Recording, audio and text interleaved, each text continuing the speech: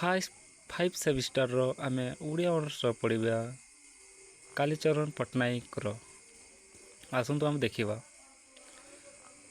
19-20 शताब्दी केवल ओडिया साहित्यर नुहे बरं समग्र विश्व साहित्य पाई थिला एक गुरुत्वपूर्ण समय 19-20 शताब्दीर मम भाग बेलकू रूस और राशि भली पाश्चात्य साहित्य एक नूतन दर्शनर तथा एक नूतन चिंतनर आविर्भाव घटिला।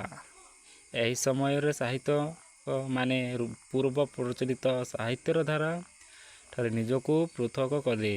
एमाने साहित्यरू कल्पना को दूर करी घटना तथा कहानी वास्तवता को गुरुत्व देले।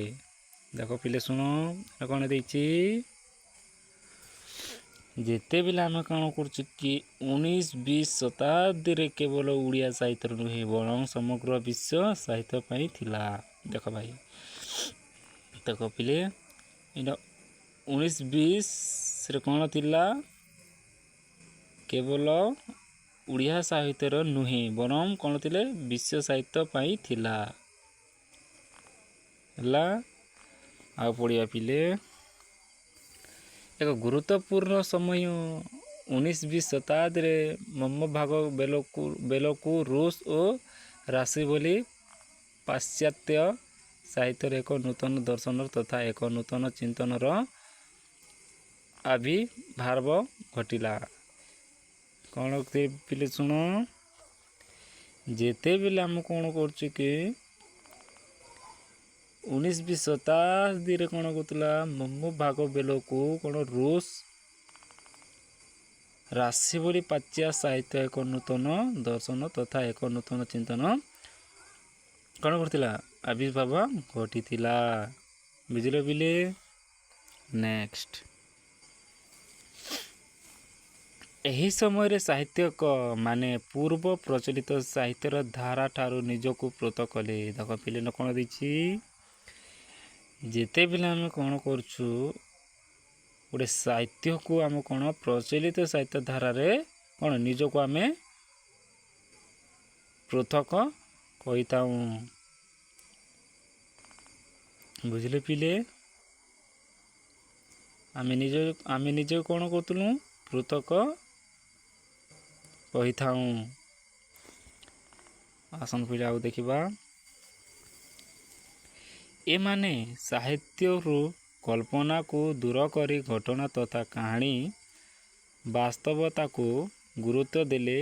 समाज और जीवन रही अभाव असुविधा और दारिद्र्य को एमाने प्रत्यक्ष भाव में साहित्य रे प्रतिलित कले। तेणु एमानक साहित्य को वास्तववादी साहित्य बोली कहागला। देख पिले इन कौन देछि आम जिते बिले कौन करछु कि गोटे साहित्य को आम कल्पना करिकी ताको दूरई करिकी कौन करथिलु घटना कहानी कहिथिलु। बुझिले तो आ गोटे समाज रे गोटे जीवन रे कौन करथिका असुविधा रे बा दारिद्र्य को ए मानकर प्रत्यक्ष कौन साहित्य रे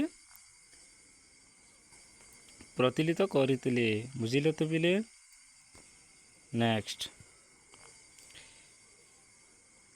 तेणु एमानक साहित्य को वास्तववादी साहित्य बोली कहागला। तेणु कौन कहते से मैंने कौन कहते कि गोटे वास्तववादी साहित्य बोली कहते कौन कहते गोटे वास्तववादी साहित्य बोली कहते। बुझिले तो पिले नेक्स्ट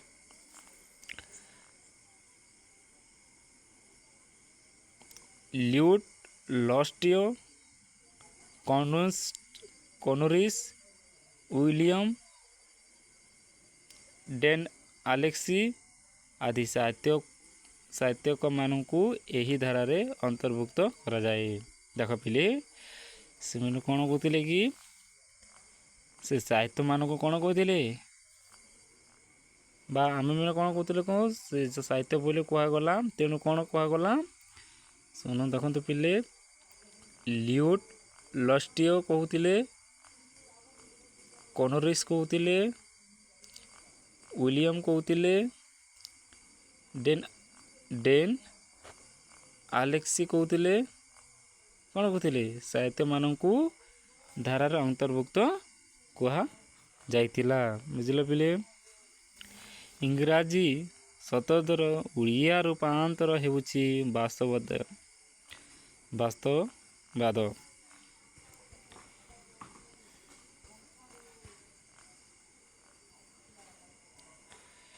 वास्तववादर संज्ञा संपर्क रे हारभे कहती। वास्तववादर संज्ञा कहवा अर्थ यथा पंकरे पशिबा मुख बंदरे वर्थ लेखुंती। प्रत्येक कवि कवितार घटना और विषयवस्तु को साधारणतः जीवन को ग्रहण करी तांको लोक कथित भाषा प्रकाश करवा उचित। इन कौन कहते पिले आम जिते भी कौन कर वास्तव गोटे संज्ञा को कौन कर गोटे पंक्तिरे पशिबा एवं आम कौन मुख्य बंध कौन करथिलु कि वर्थ लिखुछंती। बुझिले पिले। आउ गोटे कथा कौन प्रत्येक कवि कवितार घटना और विषयवस्तु साधारण जीवन को ग्रहण करी ताको लोक कथित भाषा रे प्रकाश करवा उचित। देख गोटे जीवन को आम कौन कर ग्रहण करुचु आ लोकर कौन कि कथित भाषा कौन प्रकाश करि थाउ। बुझिले पिले। और रूस समीक्षक बोलिनेस्टिंग कहती कौन कहती रूस मान कौन कहती बोलिनेस्टिस कहती वास्तवतार काव्य नूतन जीवन को सृष्टि करे ना कौन करे से वास्तव को कौन करते से नूतन गोटे को जीवन को कौन करे सृष्टि करे नहीं किंतु जीवन को नुआ करे गढ़िबारे सहायता करे थाए। कौन कौन गोटे जीवन को नुआ गढ़िबारे गोटे कौन सहज करे थाए।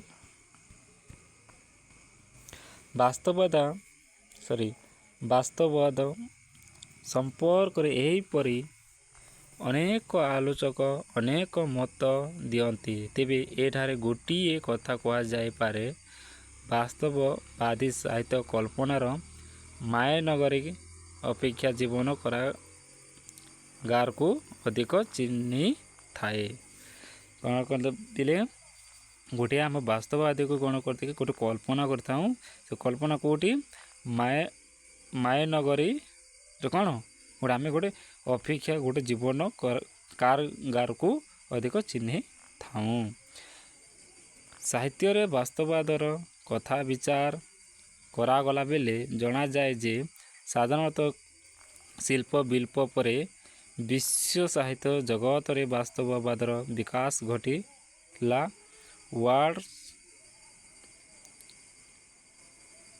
वर्थ आदि साहित्य मानक लेखारे वास्तववादर प्रभाव। बुझिले पिले। जदि आपण माने नुआ चैनल को आसचंती सब्सक्राइब करंतु और लाइक करंतु शेयर करंतु कहीं कि ना